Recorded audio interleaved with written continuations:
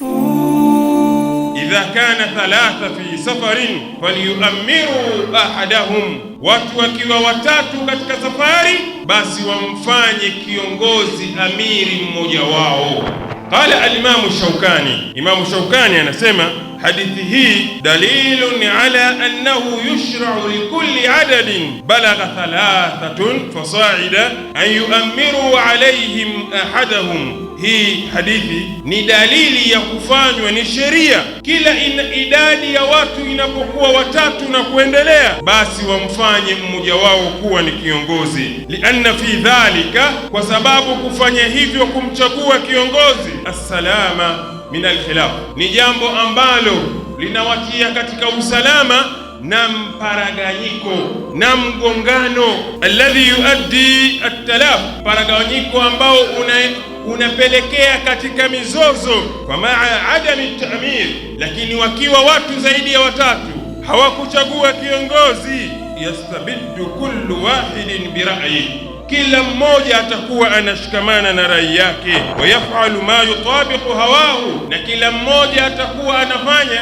yale ambayo anayataka katika nafsi yake, fayahlakun, na wakiwa hivi basi wataangamia. Uislamu umetuwekea nidhamu ya uongozi, na haki ya kiongozi ni kutiiwa. Maadamu ajaamrisha katika maasiya, ni kutiiwa, ndiyo haki yake.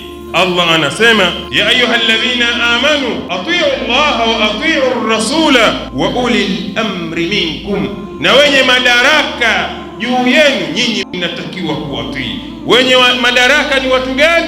Wanawazuoni wanasema al-umara ni viongozi, wal ulama na wanawazuoni, hawa ndiyo mnatakiwa kuwatii, sababu viongozi hawa ndio wanakuendesheni mambo yenu biidhnillah, na wanawazuoni ndio wanakufundisha njia gani ya kupita wewe umwabudu Allah, na njia gani utafanya utaamali na kiongozi kwa hali yoyote itakayokuwa.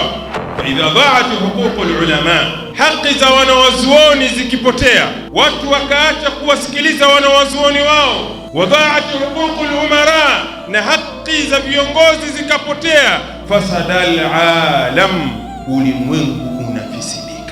Kutokuamrisha mema na kukataza mabaya ni sababu ya adhabu kutoka kwa Allah tabaraka. Falamma nasu ma dhukiru bi, zama wale waliopewa mawaidha ya kuacha maasi yao, walipopuuzia yale waliokuwa wakitahadharishwa kwayo, anjaina alladhina yanhauna 'anis su, Allah anasema tuliwaokoa wale ambao walikuwa wakiwakataza watu na maovu, waliokolewa na adhabu ya Allah.